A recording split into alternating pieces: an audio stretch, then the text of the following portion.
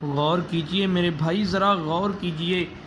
سیدنا اسامہ بن زید رضی اللہ تعالیٰ عنہ فرماتے ہیں کہ رسول اللہ صلی اللہ علیہ وآلہ وسلم کی صاحبزادی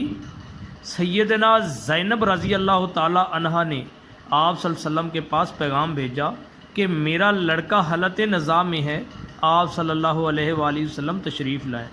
لیکن آپ صلی اللہ علیہ وآلہ وسلم تشریف نہ لے گئے، بلکہ آپ صلی اللہ علیہ وسلم نے جواب میں یہ کہلا بھیجا کہ انہیں میری جانب سے سلام کہنا اور یہ بھی کہنا کہ آپ صلی اللہ علیہ وآلہ وسلم کہتے ہیں جو اللہ تعالیٰ نے دے دیا اور جو لے لیا سب اسی کا ہے، اور ہر چیز اس کے یہاں ایک مدت معین تک قائم ہے، انہیں صبر کرنا چاہیے۔ لیکن دوبارہ انہوں نے آپ صلی اللہ علیہ وآلہ وسلم کے پاس پیغام بھیجا اور آپ صلی اللہ علیہ وآلہ وسلم کو قسم دلائی کہ وہاں ضرور تشریف لائیں۔ تب آپ صلی اللہ علیہ وآلہ وسلم کھڑے ہو گئے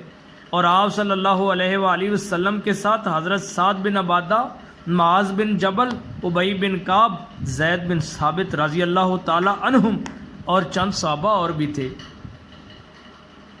جب وہاں آپ صلی اللہ علیہ وآلہ وسلم پہنچے تو وہ صاحبزادہ رسول اللہ صلی اللہ علیہ وآلہ وسلم کے پاس اٹھا کر لایا گیا، اور اس وقت اس کا آخری وقت تھا، اس کی جان تڑپ رہی تھی۔ ابو عثمان راوی فرماتے ہیں کہ میرا خیال ہے سیدنا اسامہ نے کہا تھا